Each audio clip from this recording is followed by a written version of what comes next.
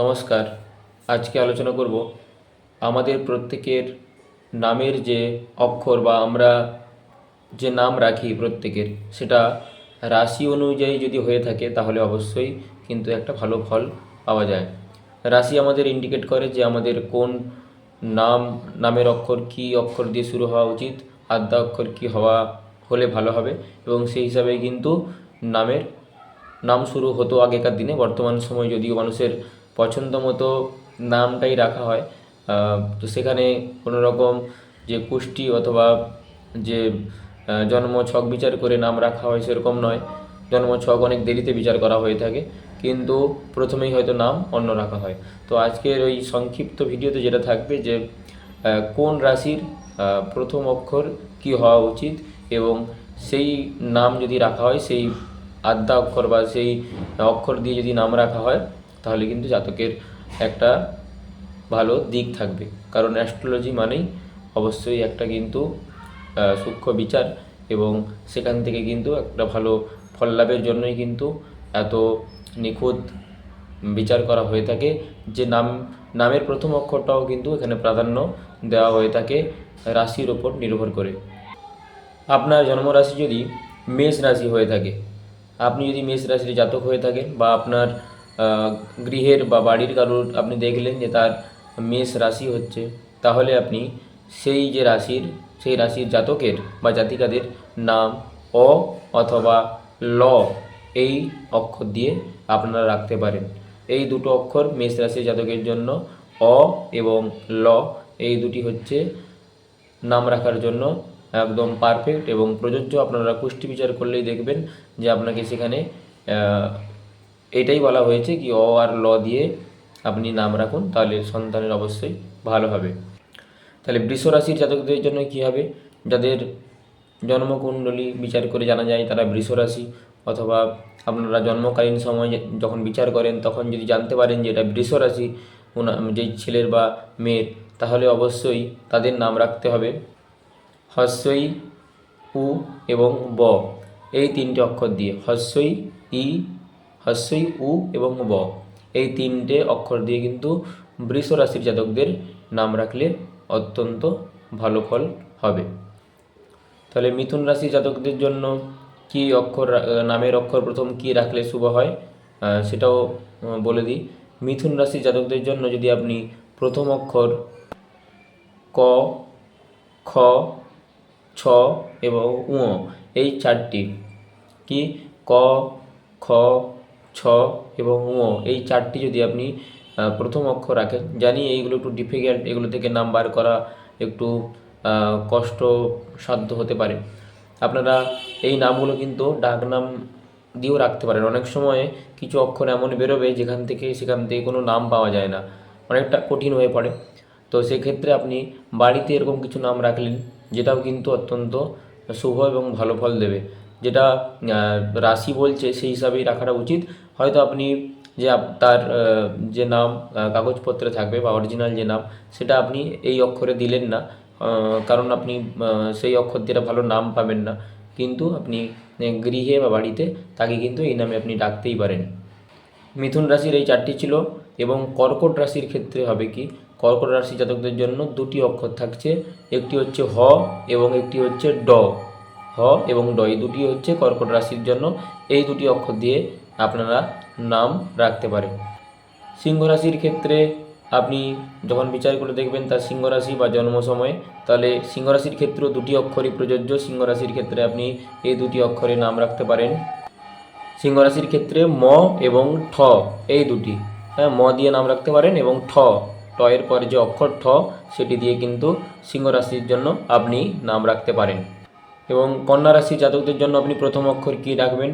এই কন্যা রাশির জাতকদের জন্য আপনি প্রথম অক্ষর চারটে ঠিক করতে পারেন। কন্যা রাশি জাতকদের জন্য চারটে অক্ষর দিয়ে নামকরণ করা যেতে পারে।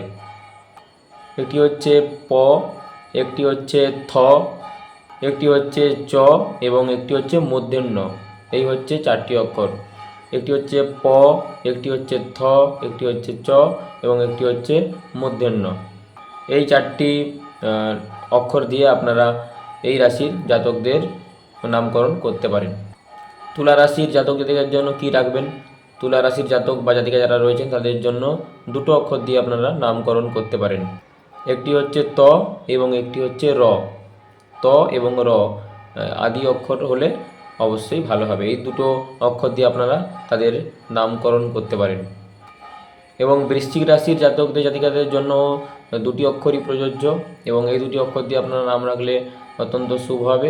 একটি হচ্ছে বর্গের জ এবং একটি হচ্ছে শুধু ন, এমনি ন, বর্গের জ এবং ন, এই দুটি অক্ষর দিয়ে আপনারা জাতক জাতিকাদের নাম রাখলে তাদের ক্ষেত্রে কিন্তু অনেকটাই শুভ মানা হয়ে থাকে। এবং ধনুরাশির ক্ষেত্রে দুটি অক্ষর থাকছে। ধনুরাশির জন্য দুটি অক্ষর প্রযোজ্য, একটি হচ্ছে ধ এবং একটি হচ্ছে ভ।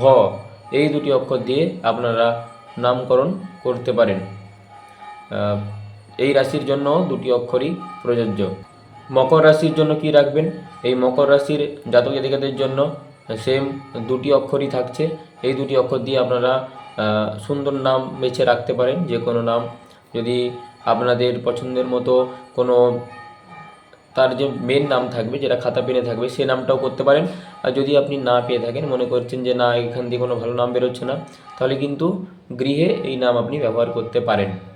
মকর রাশির জন্য খ এবং ঘ একটু কঠিন কঠিন থাকছে, তবুও চেষ্টা করবেন যাতে এখান দিয়ে একটা রাখা যায়। যদি আপনি প্রথম অক্ষর শুরু নাও করতে পারেন, আদি অক্ষর যদি নাও পেয়ে থাকেন, কিছু কিছু যেহেতু কঠিন রয়েছে, তাহলে আপনারা এটা করতে পারেন কি নামের মধ্যে যাতে এরকম কোনো অক্ষর পাওয়া যায়, এটাও কিন্তু শুভ বলে মনে করা হবে। তাহলে আপনারা যদি প্রথম অক্ষর পেয়ে থাকেন তো ভালোই, আর যদি নাও পেয়ে থাকেন নামের মধ্যে যদি 4 অক্ষরের নাম হয়, 3 অক্ষরের নাম হয়, 2 অক্ষরের নাম হয়, যাই হোক, তো তার মধ্যে যেন এই অক্ষরগুলো একটা অন্তত থাকে, যদি আপনারা আদি অক্ষর দিয়ে নাম ভালো নাম না পেয়ে থাকেন। কুম্ভ রাশি জাতক জাতিকাদের জন্য 3টি অক্ষর থাকছে। এই কুম্ভ রাশি জাতক জাতিকারা 3টি অক্ষর দিয়ে তাদের নামকরণ করতে পারবে, বা তাদের পিতামাতারা তাদের সন্তানের জন্য এই 3টি অক্ষর দিয়ে নামকরণ করতে পারেন। গ, তালবেশ এবং দন্তেশ, এই 3টি অক্ষর। তাহলে এটা দিয়ে অনেক নাম পাওয়া যায়, এরকম নাম অনেক রয়েছে। তাহলে এই কুম্ভ রাশির জন্য কিন্তু এইগুলো দিয়ে নামকরণ করবেন, দেখবেন একটা ভালো থাকবে, ভালো শুভ একটা ফলাফল থাকবে। তাহলে এই যে কুম্ভ রাশির জাতিকাদের জন্য গ, তালবেশ এবং দন্তেশ, এই 3টি হচ্ছে কুম্ভ রাশির জন্য। এবং লাস্ট যে রাশিটা রয়েছে মীন রাশি, এই মীন রাশির জন্য যে অক্ষর রয়েছে সেটি হচ্ছে 2টি।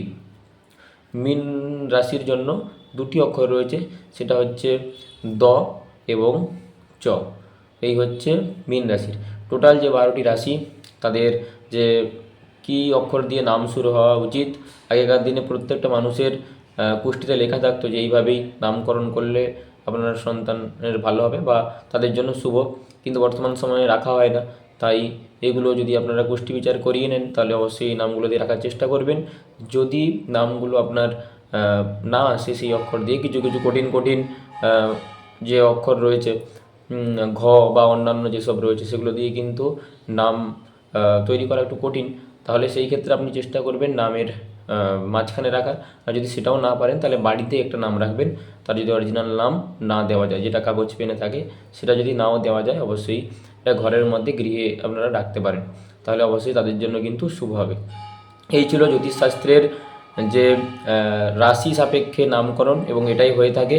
আপনারা চেষ্টা করবেন সেটা রাখার। আর অবশ্যই চ্যানেলটির সঙ্গে থাকবেন। ভালো লাগলে সাবস্ক্রাইব, লাইক করে দেবেন। আর দেখা হবে পরবর্তী কোনো ভিডিওতে। ভালো থাকবেন।